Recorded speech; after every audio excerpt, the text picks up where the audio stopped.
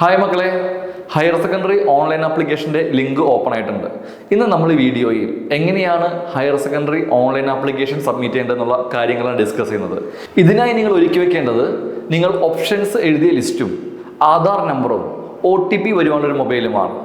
നമുക്കിനി എങ്ങനെയാണ് online application വഴി സബ്മിറ്റ് ചെയ്യേണ്ടതെന്ന് കാണാം. ഓൺലൈൻ ആപ്ലിക്കേഷൻ സബ്മിറ്റ് ചെയ്യുവാനായി admission.dge.kerala.gov.in എന്ന് പറയുന്ന വെബ്സൈറ്റ് ഓപ്പൺ ചെയ്യുന്നു. ഓപ്പൺ ചെയ്യുമ്പോൾ click here for higher secondary admission. അതിൽ നിങ്ങൾ ആദ്യം ചെയ്യേണ്ടത് കാൻഡിഡേറ്റ് ലോഗിൻ രജിസ്റ്റർ ചെയ്യുക എന്നുള്ളതാണ്. ക്രിയേറ്റ് കാൻഡിഡേറ്റ് ലോഗിൻ എന്നുള്ള ഓപ്ഷനിൽ ഏത് ജില്ലയിലാണ് അപേക്ഷിക്കുന്നത് ആ ജില്ല സെലക്ട് ചെയ്ത ശേഷം സബ്മിറ്റ് ചെയ്യുക. സബ്മിറ്റ് ചെയ്യുമ്പോൾ നിങ്ങൾക്ക് ഈ കാണുന്നത് പോലെ ചില വിവരങ്ങൾ ഉൾപ്പെടുത്തണം. SSLC ഏത് ഇയറിൽ പാസ് ഔട്ട് ആയതാണ്, നിങ്ങളുടെ രജിസ്റ്റർ നമ്പർ കൊടുക്കുക, മന്ത് പാസ്, അതുപോലെ തന്നെ ഇയർ പാസ് ഓട്ടോമാറ്റിക് വരുന്നതാണ്. ഡേറ്റ് ഓഫ് ബർത്ത് നിങ്ങൾ ടൈപ്പ് ചെയ്ത് കൊടുക്കണം. അതുപോലെ തന്നെ മൊബൈൽ നമ്പർ, ഈ മൊബൈൽ നമ്പറിലേക്കാണ് OTP വരുന്നത്. അതുകൊണ്ട് ഒരു വാലിഡ് മൊബൈൽ നമ്പർ തന്നെ നിങ്ങളുടെ കയ്യിൽ അവൈലബിൾ ആയ മൊബൈൽ നമ്പർ തന്നെ കൊടുക്കുവാനായിട്ട് ശ്രദ്ധിക്കുക. ഈ മൊബൈൽ നമ്പർ ഒരു പ്രാവശ്യവും കൂടി കൺഫേം ചെയ്ത് ടൈപ്പ് ചെയ്യേണ്ടതാണ്. അതിനുശേഷം നിങ്ങൾക്ക് താഴെയുള്ള ഓപ്ഷൻ മോഡ് ഓഫ് ആപ്ലിക്കേഷൻ, അത് തനിയെ ചെയ്യുന്നവർ തനിയെ ചെയ്യുക. അതിനുശേഷം താഴെ ക്യാപ്ച കോഡ് കൊടുക്കുന്നുണ്ട്, അത് സബ്മിറ്റ് ചെയ്യുക. അപ്പോൾ നിങ്ങൾ രജിസ്റ്റർ ചെയ്ത മൊബൈൽ നമ്പറിലേക്കുള്ളൊരു OTP ഇപ്പോൾ പോകുന്നതാണ്. ആ OTP കൊടുത്തു കഴിഞ്ഞാൽ നിങ്ങൾക്ക് ഇങ്ങനെ ഒരു വിൻഡോയിലേക്ക്, നിങ്ങൾക്കൊരു പാസ്വേഡ് സെറ്റ് ചെയ്യാനുള്ള വിൻഡോയിലേക്ക് വരും. പാസ്വേഡ് സെറ്റ് ചെയ്യാനുള്ള ഓപ്ഷൻസ് താഴെ റെഡ് കളറിൽ കൊടുത്തതിനനുസരിച്ച് വായിച്ച് നോക്കിയ ശേഷം നിങ്ങളൊരു പാസ്വേഡ് സെറ്റ് ചെയ്യുക, സബ്മിറ്റ് ചെയ്യുക. പാസ്വേഡ് കൊടുത്തു കഴിഞ്ഞാൽ നിങ്ങൾക്കൊരു ആപ്ലിക്കേഷൻ നമ്പർ കാണുന്നൊരു പേജ് വരും. ആ ആപ്ലിക്കേഷൻ നമ്പർ നോട്ട് ചെയ്യുക. ഈ ആപ്ലിക്കേഷൻ നമ്പർ ഉപയോഗിച്ചാണ് നിങ്ങൾ ലോഗിൻ ചെയ്യേണ്ടത്. യൂസർ നെയിമായിട്ട് ആപ്ലിക്കേഷൻ നമ്പർ ടൈപ്പ് ചെയ്യുന്നു, നേരത്തെ സെറ്റ് പാസ്വേഡ് കൊടുക്കുന്നു, ഏത് ജില്ലയിലാണോ അപേക്ഷിക്കുന്നത് ആ ഡിസ്ട്രിക്റ്റ് നമ്മൾ സെലക്ട് ചെയ്യുന്നു. ലോഗിൻ ചെയ്ത് കഴിഞ്ഞാൽ അപ്ലൈ ഓൺലൈൻ എന്നുള്ള ഒരു വിൻഡോയിലേക്ക് പോകാനുള്ള ഓപ്ഷൻ കാണാം. ആ അപ്ലൈ ഓൺലൈൻ ക്ലിക്ക് ചെയ്യുമ്പോൾ നമുക്ക് ആപ്ലിക്കേഷൻ ഫോം കാണാവുന്നതാണ്. ആദ്യം നിങ്ങൾ ചെയ്യേണ്ടത് 10th പാസ്സായ സ്കൂൾ സെലക്ട് ചെയ്യുക എന്നുള്ളതാണ്. ഡ്രോപ്പ് ഡൗൺ ചെയ്യുമ്പോൾ നിങ്ങൾ കാണാവുന്ന സ്കൂൾ ലിസ്റ്റിൽ നിന്നും നിങ്ങൾ ഏത് സ്കൂളിലാണ് 10th പഠിച്ചിരുന്നത് ആ സ്കൂൾ സെലക്ട് ചെയ്യാനായിട്ട് ശ്രദ്ധിക്കുക.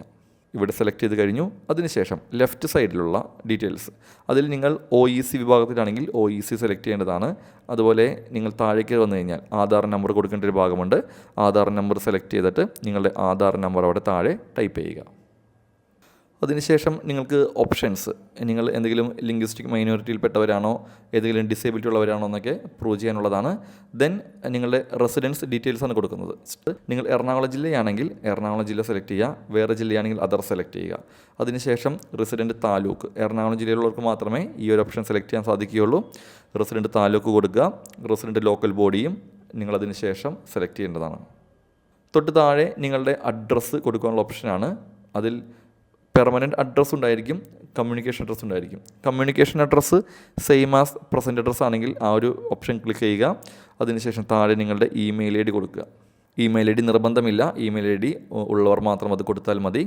ഇമെയിൽ ID കൊടുത്തു കഴിഞ്ഞാൽ ഈ ആപ്ലിക്കേഷൻ്റെ റൈറ്റ് പാർട്ടുണ്ട്. റൈറ്റ് പാർട്ടിലാണ് നിങ്ങളുടെ എല്ലാം ഗ്രേസ് മാർക്കിനെ പറ്റിയുള്ള ബോണസ് പോയിൻറ്റിനെ പറ്റിയുള്ള ഡീറ്റെയിൽസ് സെറ്റ് ചെയ്യേണ്ടത്.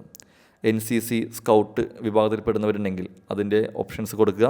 അതുപോലെ നിങ്ങൾ ഏതെങ്കിലും തരത്തിലുള്ള ക്ലബ്ബുകൾ, അതുപോലെ സ്റ്റേറ്റ് ലെവൽ പാർട്ടിസിപ്പേഷൻ നടത്തിയ കുട്ടികളാണെങ്കിൽ അതിൻ്റെ വിവരങ്ങൾ കൊടുക്കേണ്ടത് ഈ വലത്തുവശത്തെ പാർട്ടിലാണ്.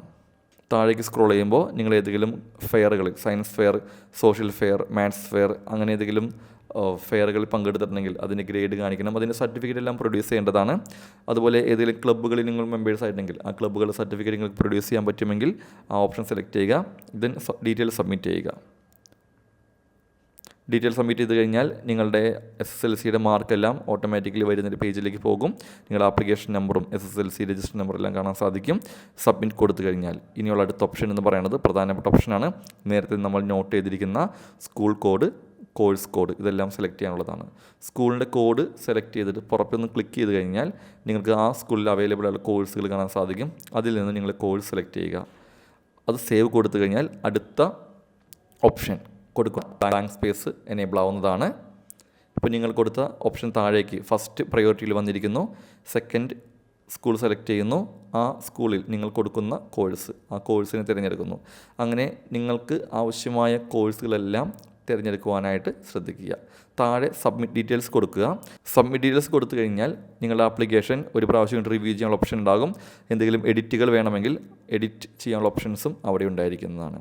ഓപ്ഷൻസിന് താഴെ നിങ്ങൾ സെൽഫ് ഡിക്ലറേഷൻ ചെയ്യേണ്ട ഒരു മേഖലയുണ്ട്. നിങ്ങളുടെ പേര് വരുന്നൊരു ഭാഗമുണ്ട്. ഡിക്ലറേഷൻ കൊടുക്കുക, അതിനുശേഷം ഫൈനൽ കൺഫർമേഷൻ കൊടുക്കുക. ഇങ്ങനെയാണ് നിങ്ങളുടെ ഓൺലൈൻ ആപ്ലിക്കേഷൻ സബ്മിറ്റ് ചെയ്യേണ്ടത്.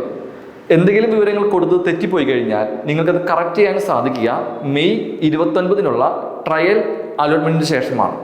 അപ്പോൾ എല്ലാവർക്കും ഓൾ ദി ബെസ്റ്റ്.